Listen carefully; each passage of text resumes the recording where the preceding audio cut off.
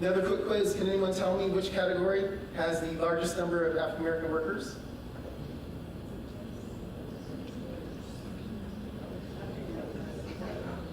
Yeah, right? And notice where we're situated, stenographers, typists, clerks, down towards the bottom, right, in terms of our wage scale, right?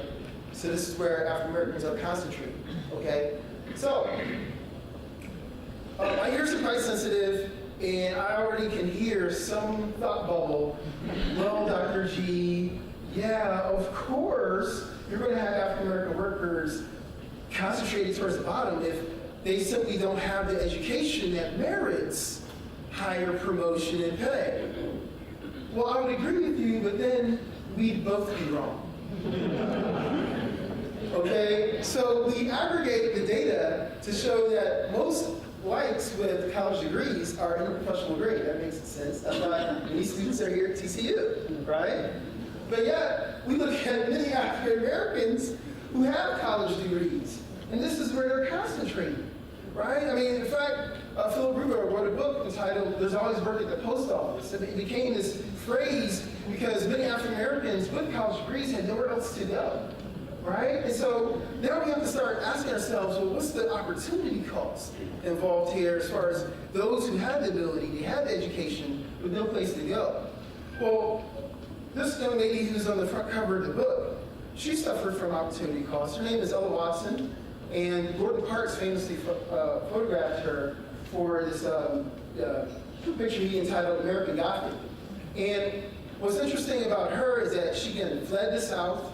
Her father was lynched, her husband was killed, and she fled the South to go up north for a better job. She took a test the same day as one of her white colleagues. They were friends. Even though she scored higher, she ended up with a job cleaning her white colleague's office, right? That's kind of how it worked out. And so, another quick quiz, I think it's like the last one, so you can relax. Well, does anyone have any idea what these numbers might refer to? Here's the service. Oh, okay, because it's up there. That's right. So y'all really get. Actually, not quite.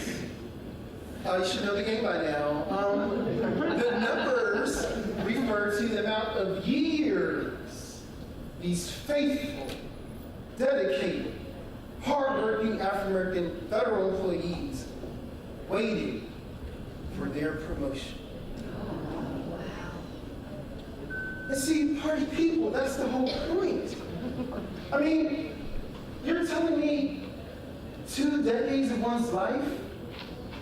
And mind you, this individual did the right thing. They went through the proper channel because you have to understand that as we progressed over time, so did we become more sophisticated. Our grievance procedures became more developed, especially with Title VII and the EEOC, right, in the 1964 Civil Rights Act. And so what was interesting is, it's not as if we didn't have new protocols. It's not as if we didn't have new studies that recognize the issue. You have people who did invest their time. They had faith. I would maybe argue they were the quintessential Americans. They didn't go to a movie theater and shoot up people. They didn't go to an elementary school and take out their frustrations. I'm sorry, things are getting a little, maybe I'm a little hangry here because I didn't have any catfish, but I don't know if you understand what I'm saying, that they didn't act out their frustrations in violent manners.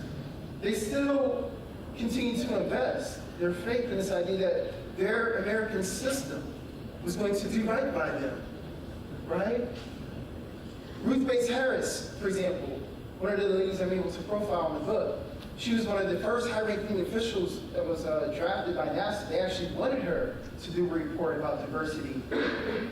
She did the report, they didn't like it, they fired her. And she had to use the NAACP to get her job back. But again, she ended up having a nervous breakdown and died early, right? So again, what are the costs? What are the opportunity costs, not just to the individuals, but to us as a nation in terms of this potential workforce that we could be maximizing? Right? And so, in terms of historians, they always tend to suggest that we must study change over time. I would like to agree with that, but I would like to also challenge that as well. Ladies and gentlemen, what I'm sharing with you all is a story that largely hasn't changed. I mean, I understand it has changed in some way, shape, or form, but at the same time, we must acknowledge the consistency over time. You all see the numbers with your own eyes. I mean, so where we started, oh, okay, but it was racist back then, and it was segregated. Okay, we understand that in the 1940s, but what's happening in the 1980s? I mean, what was happening the idea is that, well, think about it. We put man on the moon in 1969. Did we take African Americans out of ground zero, right? When it comes to the economic opportunities to indulge in that which is beholden to us all, perhaps. And so I just want to share this quote with you from Sterling Tucker. He was the executive director of the Washington Urban League. He was exasperated. He's doing better than me right now, but he stated in 1963 that the Negro in Washington and everywhere else is expected to live as well, eat as well, dress as well, educate his children as well, and have a nice home on less money than whites. And even Negroes aren't that smart. So think about what's happening here, right? This idea that in theory we have the same opportunity, but in reality there's something different going on here in terms of who's able to actually cash in. And so in final analysis, I'm not poo-pooing the federal government. If anything, the federal government took the lead, right, in showing the private sector that discrimination would not be tolerable.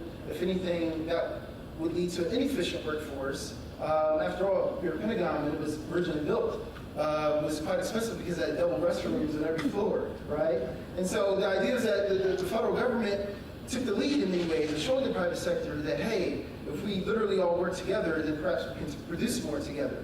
But at the same time, when we look at what is happening with federal workers, the question is, to what degree has the pattern changed?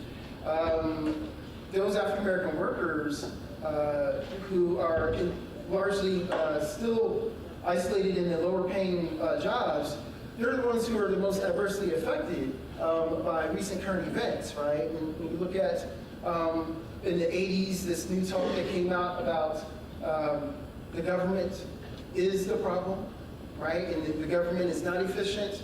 Oftentimes, it are the people at the bottom who actually suffer the most. So it's mostly African-American workers who are asked to come on in on furlough and still work for their country and not get paid, right? And who knows what will happen in another week or so when the 15th comes, right?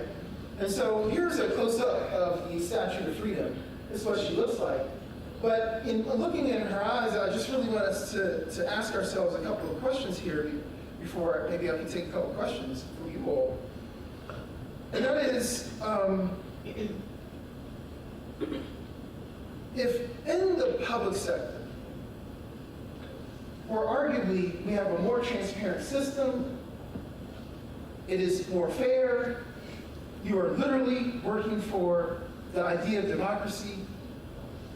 If within the public sector, we still have discriminatory patterns whereby blacks suffer from lower wages and slower raises, then what does this possibly suggest about the private sector? I mean, I think that when we talk about where we are, I really want to challenge us to look at the here and now. Has anyone seen this before? Well, if you haven't, it's a very famous anti-slavery ad or pamphlet that was distributed at that time. Now, we have the hindsight of 2020 to know that the era of enslavement was a dastardly dark chapter in our past. It's something that we want to move away from, and it was shameful. Now, that's how we feel. At that time, I mean, slavery was just business. It was big business.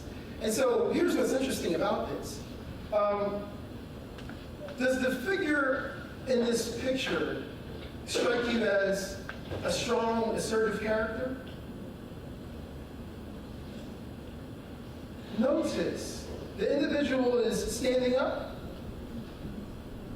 No, they're on their knee, asking, hands in supplication. Am I not a man and a brother? It's an appeal to largely the Christian faith, this idea that we are all one under God. But what's interesting is this is produced by the good team, the good people.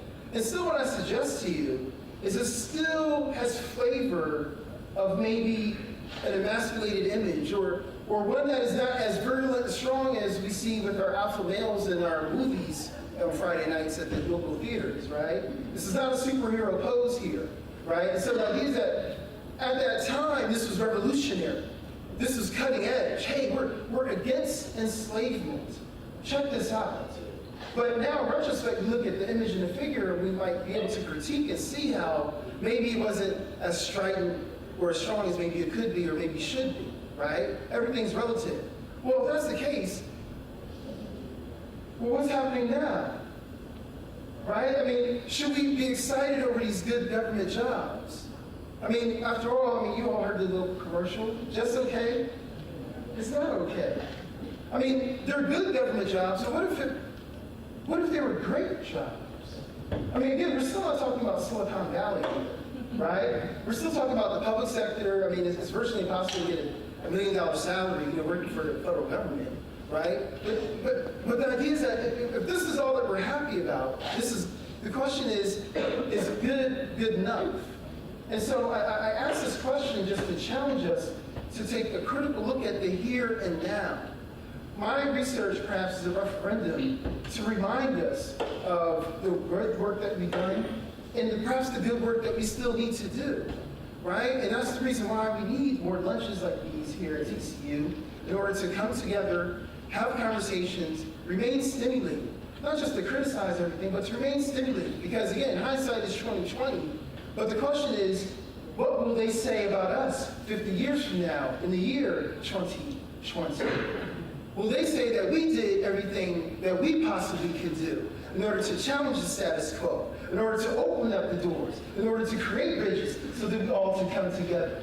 And so therefore, in closing, I simply implore each and every one of us, we all can't do everything, but each and every one of us can do something.